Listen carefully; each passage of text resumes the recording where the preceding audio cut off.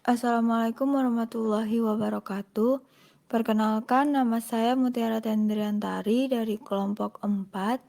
Di sini kami akan mempresentasikan tentang The Five Generic Competitive Strategy. Berikut nama anggota dari kelompok 4. Yang pertama, Mutiara Tendriantari, saya sendiri. Yang kedua, Azhar Rahmanur. Yang ketiga, Misa Penarikasari. Yang keempat, Indah Ramadhani. Dan yang kelima, Lydia Wulandari.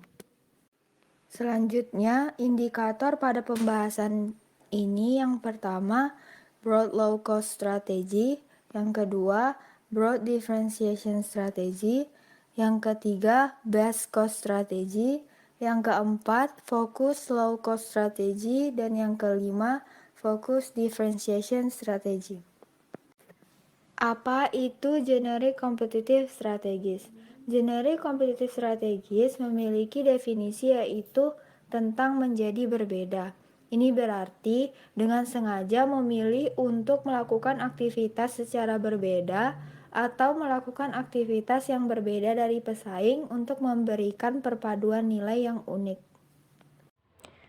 Yang pertama yaitu Broad Low Cost Strategi, yaitu strategi yang digunakan untuk mencapai biaya lebih rendah dari para pesaingnya pada produk yang sama dan memiliki target pasar yang luas. Biasanya perusahaan yang menerapkan strategi ini memberikan harga jual kepada pelanggan lebih rendah daripada harga yang diterapkan pesaingnya. Strategi ini dapat berjalan secara efektif apabila konsumen sensitif terhadap harga. Persaingan didominasi faktor harga. Produk yang ditawarkan sama atau hampir sama penggunaannya, dan pasar sangat luas. Contoh broad low cost strategi yaitu pada perusahaan Xiaomi Corporation, di mana merek Xiaomi ini muncul di pasaran, menyaingi produsen lain seperti Samsung dan Apple. Xiaomi mampu menjual smartphone dengan spesifikasi yang mampu bersaing dengan harga yang lebih murah. Misalnya, perbandingan antara Samsung Galaxy Grand Prime dan Xiaomi Redmi Note dengan spesifikasi yang mirip, namun dengan harga yang berbeda. Samsung Galaxy Grand Prime di kisaran harga Rp2.300.000, sementara Xiaomi Redmi Note di kisaran harga Rp1.999.000. Broad differentiation strategi adalah perusahaan menargetkan pasar yang luas dengan menawarkan produk dengan harga di bawah pesaing mereka. Broad differentiation strategi melibatkan identifikasi keunggulan kompetitif di seluruh industri yang membedakan penawaran dari pesaing. Agar jenis strategi ini berhasil, pasar pelanggan harus luas, tidak jenuh, dan memiliki banyak masalah yang belum terselesaikan. Sebuah produk yang menggunakan strategi diferensiasi yang luas harus dihargai secara luas oleh pelanggan, dan karena keunikannya di pasar yang besar, maka dapat dihargai di atas persaingan. Contoh dari ini adalah perusahaan seperti Apple, berfokus pada pembuatan produk dengan nilai dan prestis yang lebih tinggi bagi massa. Apple mengembangkan produk inovatif seperti komputer, ponsel, perangkat seluler, dan produk perangkat lunak terkait menggunakan desain yang elegan dan menciptakan pengalaman pengguna yang luar biasa. Ini dibuat tersedia untuk pasar yang luas dengan harga premium. Best Cost Strategy. Strategi biaya terbaik atau disebut juga dengan the Best Cost Strategy adalah strategi yang memfokuskan pada fitur produk dengan diferensiasi yang cukup tinggi, namun dengan penerapan harga yang cukup rendah. Contoh, perusahaan Honda dengan produk Honda Mobilio menawarkan kenyamanan berkendara dan desain yang bagus dengan harga yang relatif murah dibanding dengan BMW dan sejenisnya. Ini menandakan kualitas value of money yang ditawarkan berhasil mempengaruhi psikologis konsumen untuk segera membeli. Apalagi di Indonesia saat ini udah mulai banyak yang melek finansial dan membeli segala sesuatunya selalu mempertimbangkan apa-apa saja yang bisa didapatkan dengan sejumlah uang yang akan dikeluarkannya. Adapun perusahaan lainnya yang menggunakan best cost strategi, yaitu perusahaan Indofood dan Traveloka. Perusahaan Indofood menjual aneka produknya dengan harga yang sangat terjangkau. Selain itu, ada pula Traveloka yang sering menjual tiket dengan harga yang sangat murah. Fokus low cost strategi atau strategi fokus biaya rendah adalah pendekatan bisnis di mana perusahaan memusatkan upayanya untuk menyediakan produk atau layanan dengan harga yang rendah di segmen pasar yang terbatas atau terkonsentrasi. Dalam strategi ini, perusahaan berusaha untuk mencapai keunggulan biaya dengan mengurangi biaya produksi, operasional, dan distribusi, sehingga dapat menawarkan harga yang lebih murah daripada pesaingnya. Fokus low cost strategi berbeda dengan strategi biaya rendah umum. Pada strategi biaya rendah umum, perusahaan berusaha untuk menjadi pemimpin biaya rendah di seluruh pasar secara keseluruhan. Namun, dalam fokus low cost strategi, perusahaan fokus pada segmen pasar yang lebih kecil, sehingga dapat mengoptimalkan upaya biaya rendahnya dalam lingkup yang lebih terbatas. Dengan menerapkan fokus low cost strategi, perusahaan dapat memenangkan persaingan dengan menawarkan harga yang lebih murah kepada konsumen yang sensitif terhadap harga di segmen pasar yang dipilih.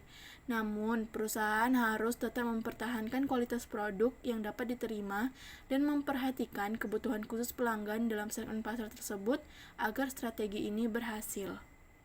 Contoh perusahaan yang menggunakan low cost strategi yaitu AirAsia, yang dimana rute perjalanan AirAsia pada umumnya butuh waktu antara 3 sampai 3,5 jam. Hal ini membuat AirAsia dapat menggunakan awak kabin yang sama untuk penerbangan balik dari tujuan kedatangan kembali ke tujuan pemberangkatan, sambil membawa penumpang baru. Dengan demikian, biaya gaji awak kabin dapat dikurangi. Dan AirAsia mencari landasan udara termurah. Sebagai contoh, AirAsia lebih memilih landasan udara Macau yang lebih murah dibandingkan Hong Kong. Dari Macau, penumpang dapat menaiki hovercraft ke Hong Kong. Jika dalam sebuah negara tidak terdapat pilihan landasan udara murah, maka AirAsia memilih untuk tidak menggunakan semua fasilitas dalam bandara tersebut, semisal jembatan layang yang menghubungkan ruang tunggu dengan pesawat. Penumpang dapat berjalan kaki langsung menuju pesawat.